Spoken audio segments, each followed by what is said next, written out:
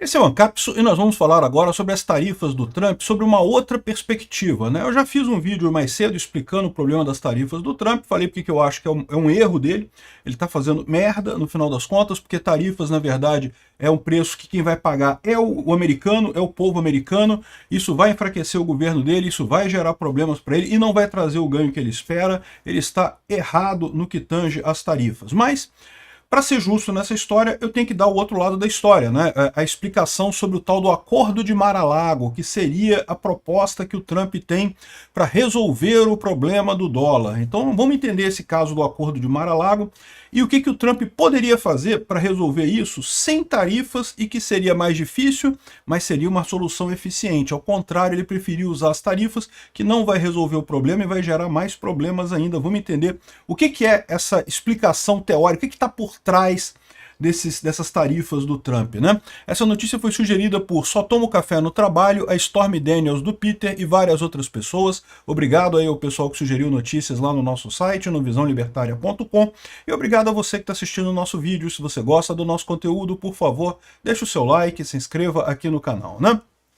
Pois bem, qual que é o tal do Acordo de Mar-a-Lago? Eu já falei sobre isso aqui no canal também, mas eu acho que vale a pena trazer de volta, porque justamente com o Trump botando esse monte de tarifas, todo mundo vendo que o mundo vai entrar numa recessão e coisa e tal, o que é esse acordo, né? Porque, veja, uma coisa que você usa tarifas é para velha retórica de favorecer a indústria nacional. Eu já falei para vocês que isso é uma papagaiada que não resolve problema nenhum. Tem gente dizendo que não, que o Trump está aumentando tarifa para fortalecer os empregos nos Estados Unidos. Para com isso, acabou, não tem esse negócio não, gente, para com isso. Você vai, é igual as blusinhas aqui no Brasil. O Lula botou taxa nas blusinhas da Shein e da Shopee. Milhares de pessoas que compravam blusinha baratinha no Brasil não conseguem comprar mais. Em troca disso, teve o quê? 200 empregos, 300 empregos que foram salvos com isso. Pô, que absurdo, cara. Você prejudicou milhares de pessoas para ajudar meia dúzia de empresário brasileiro e uma centena de empregados aqui. Que história é essa?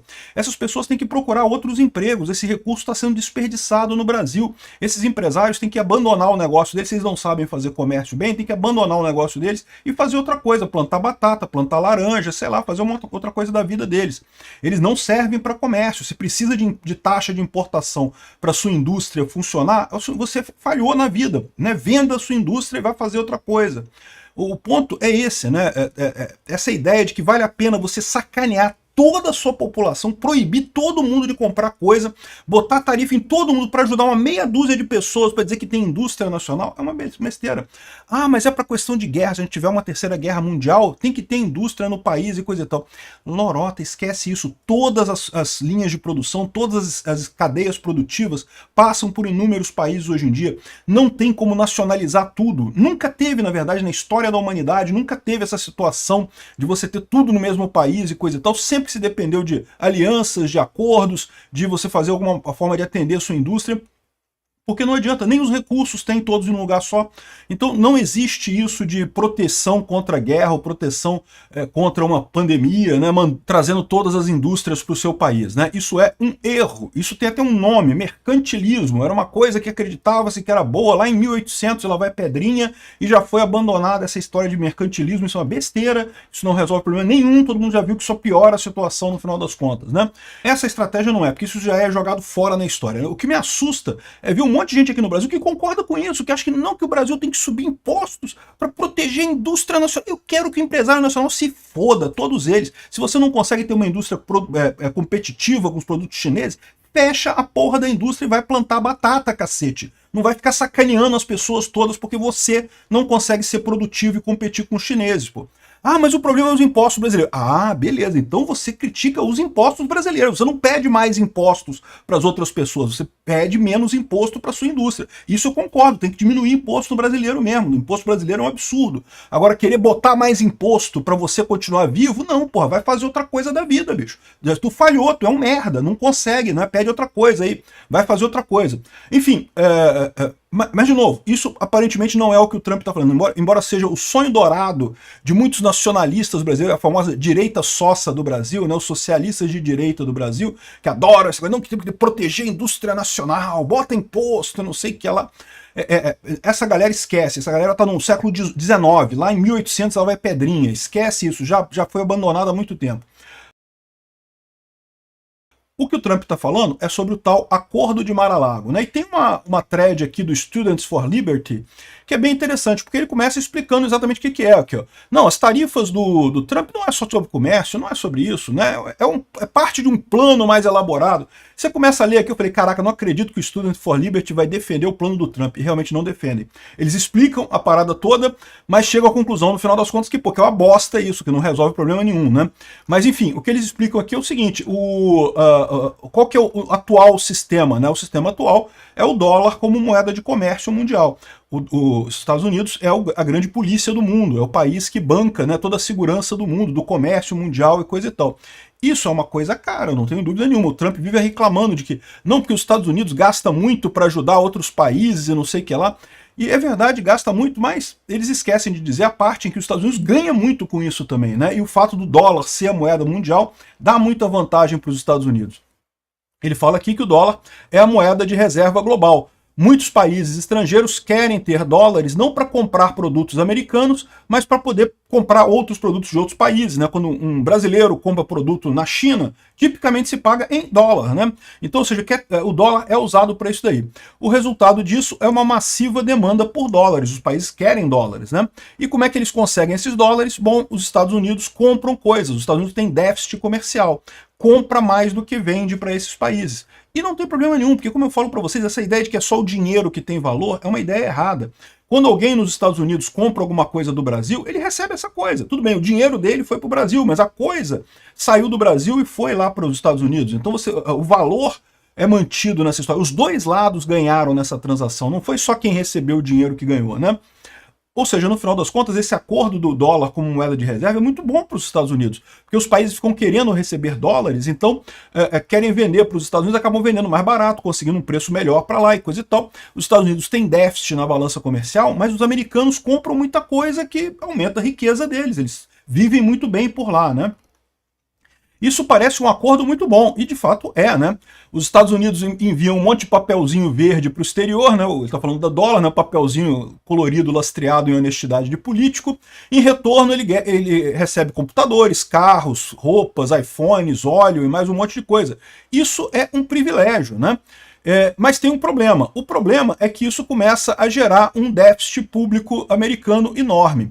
Mas aí que tá. O ponto que ele coloca aqui, ele vai explicar isso mais adiante, é que esse déficit público americano aqui deriva do fato de que o governo americano gasta demais. O governo americano fica complacente com essa história. Como é muito fácil para o governo americano crescer de tamanho, ele vai crescendo, crescendo, emitindo dinheiro, e isso é um problema. Mas o problema, repara, não é com a venda para o exterior. O problema é você ter um governo que começa a crescer de tamanho de forma descontrolada. É aí que o Trump deveria atuar mesmo. Essa parte que o Trump faz de cortar o Ministério da Educação, fazer o DOGE lá, cortar um monte de coisa de gasto da USAID, isso, eu estou 100% de acordo com o Trump, ele está corretíssimo nessa coisa. Isso é o caminho correto. Aí o que eles explicam aqui é que, no final das contas, o que ele está querendo fazer é usar as tarifas para ganhar esse aperto a partir dos parceiros. Ou seja, ao invés dele ter que fazer a diminuição do tamanho do Estado americano, ele quer que os outros países forcem os americanos a fazer isso. Por quê? Porque quando você bota a tarifa, a pessoa que compra nos Estados Unidos vai pagar mais caro. Então vai precisar forçar essa diminuição do tamanho do Estado, do tamanho da economia. Ou seja, no final das contas, é um problema, que você vai ter um monte de perda de ações americanas, porque as coisas vão ficar mais caras nos Estados Unidos. Quem paga as tarifas são os americanos, meu amigo, não é o brasileiro não. É igual quando fez a tarifa nas blusinhas lá da China, quem é que pagou as tarifas? Foi a empresa? A Janja falou a mesma coisa que o Trump, não, porque são as empresas que vão pagar a tarifa, não sei o que lá. Não, meu amigo, é você que paga, cara. Quem importa é que paga. O Trump botando tarifa, quem vai pagar são os americanos, né? E aí ele fala isso daqui, ó, no final das contas, isso não vai trazer de volta emprego, esse papo de que vai trazer emprego, né? Ele fala aqui, ó, os anos 1950 nunca mais vão voltar, meu amigo. Aquela era da industrialização que tinha um monte de operário na fábrica, isso não existe mais. Mesmo na China, você fala na China, nas fábricas, muitas fábricas que tem lá na China, a maior parte é robô, meu amigo. Todo mundo fazendo tudo com robô, esquece operário, esquece essa coisa de industrialização, isso aí é passado, cara, isso já acabou. Pode ser até que traga alguma indústria para os americanos, lá para os Estados Unidos, até pode trazer, mas não vai trazer tanto emprego assim não. No final das contas, o que pode ajudar é meia dúzia de empresário. O povo vai pagar caro para ajudar meia dúzia de empresário. Ou seja, no final das contas, o objetivo desse acordo de Mar-a-Lago é manter o dólar como uma reserva, uma moeda de reserva, mas, de novo, usar o dólar dessa forma, você acaba prejudicando o valor do dólar, você aumenta o incentivo para outros países usarem outras moedas, né? Tentar forçar os aliados a absorver o custo desse ajuste americano que eles precisam fazer, enquanto quem deveria fazer esse ajuste é apenas o governo americano teria que cortar mesmo o gasto. Enfim, é um movimento amplo, né, forte, nacionalista e falho. É uma merda no final das contas, né? E o pessoal está falando que isso vai prejudicar os Estados Unidos, vai prejudicar a economia americana, vai prejudicar a imagem americana no exterior e pode gerar um monte de problemas. Então esquece esse papo de que o Trump está com um monte de... ele tem uma estratégia... Não, o Trump, como todo político, é um incompetente. Todos eles são. É um incompetente. De vez em quando até faz uma coisa certa ou outra, mas via de regra erra. Caiu no papo desse pessoal, por quê? Porque é mais fácil cobrar tarifa do que tentar reduzir o tamanho do Estado. No final das contas, não vai conseguir nenhuma coisa nem outra do jeito que ele está fazendo, né? O que ele vai conseguir, como diz a Van der Leyen, lá da Europa, ele vai dar um golpe na economia mundial. Se preparem para uma recessão pesada aí, tá? O Trump está crente que vai conseguir isso daí e não vai. Outra coisa que o pessoal está falando, não, o Trump quer tarifa zero, que os outros países botem tarifa zero e acabem com tudo para ter reciprocidade. Olha só, não sei se vocês viram a lista de tarifas, o mínimo é 10%. Mesmo quem tem tarifa zero com os Estados Unidos botou 10% de tarifa. Não tem esse negócio não, esquece desse papo de coisa e tal. Veja, o México está tentando isso, Israel tentou isso, botou tarifa zero com as importações americanas, o Canadá está querendo também botar tarifa zero, o Milei está querendo tarifa zero, mas de novo, tarifa zero não resolve o problema do Trump. O Trump quer forçar uma diminuição do Estado americano por pressão externa. Ou seja, é uma besteira, cara. Ele é o presidente americano, ele podia fazer essa tarefa, né? Mas é mais fácil fazer isso por pressão externa do que ele fazer os atos lá no governo, né? Então, esse que é o problema, não vai resolver. Botar tarifa zero não vai fazer. O pessoal engana com esse papo de reciprocidade, como se fosse uma palavra mágica. Eu já expliquei, não, esquece isso. Não existe reciprocidade em tarifa, porque o que você tarifa de um lado, você não tarifa de outro. O Brasil tarifa os iPhones dos Estados Unidos caro pra caramba. Compra um iPhone aqui no Brasil pra tu ver o quanto é que tu paga de imposto. É o governo brasileiro que cobra esse imposto, não é o governo americano, não.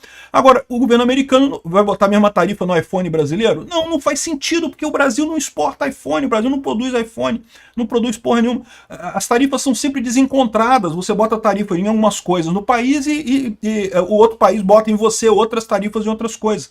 Então esse papo de reciprocidade é uma palavra vazia, não quer dizer nada, zero. E é só você ver os números lá que o Trump pariu ali, que não tem nada. Quem tem tarifa zero recebeu 10% de tarifa do Trump, para vocês terem uma ideia. Então não faz diferença nenhuma. Outra coisa engraçada, eu já falei isso em outro vídeo, então não vou forçar muito aqui. Aqui, ó, governo Lula admite dificuldade para negociar com Trump às vésperas do tarifaço. Não porque o Trump não consegue negociar, ele está cercado de terraplanistas econômicos, e eu concordei com o governo Lula aqui, tá? O Trump está cercado de terraplanistas econômicos. O mais engraçado foi quando veio a taxa de 10% só para o Brasil, não porque a baixa taxa dos Estados Unidos é resultado da política soberana, diz o líder do Lula, porque o Lula conseguiu negociar e ficou só 10%. O Lula querendo dizer que foi ele que... Porra nenhuma, meu amigo. O Trump, quando for retaliar o Brasil por conta do Bolsonaro, vai fazer isso com a Lei Magnitsky e visando as pessoas. Não vai visar o país como um todo, porque ele sabe que isso fortaleceria a esquerda por aqui, né? Então, o Congresso que se empolgou todo, não, porque temos que aprovar a lei de reciprocidade, não sei o que lá. De novo, reciprocidade é lixo, esquece essa porra de reciprocidade. Isso não quer dizer nada, é uma palavra vazia, que não tem nenhuma lógica, né? E como eu falei no vídeo de ontem também, o Brasil já poderia botar tarifas recíprocas se precisasse, não precisava de uma lei aprovada no Congresso, foi só uma cambada de congressista de bosta, uma cambada de senador de merda, querendo aparecer para dizer que não, vamos brigar com o Trump, vamos brigar com o Trump, cambada de otário, não precisava de nada daquilo. Bom, e outra coisa, o jornal americano coloca o Brasil como provável vencedor da guerra do Trump. Isso pode ser benéfico para o Brasil, tá? Porque, por exemplo, o Brasil vai poder fazer muito mais comércio com a China, né? Agora, já tem brasileiro reclamando aqui, ó. Setores da indústria brasileira poderão ser varridos do mapa. Empresário brasileiro, eu vou te ficar, meu amigo, vai plantar batata, vai plantar laranja, vai fazer alguma coisa da tua vida. Se tu é um empresário e tem medo de concorrência, tu não é um empresário, tu é um idiota, tu é um verme. é um funcionário público, no final das contas, né? Aqui, ó, o que o cara está querendo dizer aqui? Ele está querendo dizer que como a China não vai poder vender mais para os Estados Unidos, e aliás eu vou fazer um outro vídeo sobre a questão da China, porque a questão da China é bem complicada realmente. A China foi o grande alvo desse negócio do Trump, né?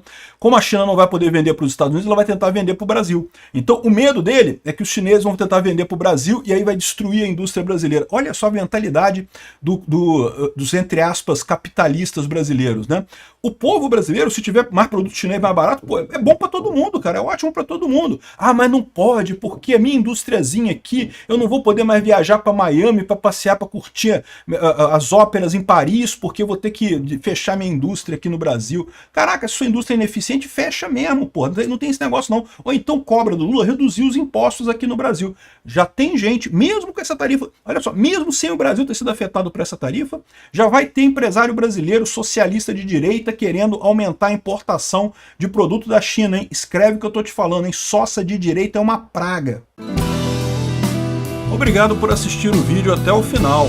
Além de curtir, compartilhar e se inscrever no canal, considere se tornar patrocinador com valores a partir de R$ 1,99. Clique no botão Seja Membro abaixo para saber as condições e vantagens de patrocinar o canal. Mais informações sobre o nosso projeto, visite nossos sites indicados na tela.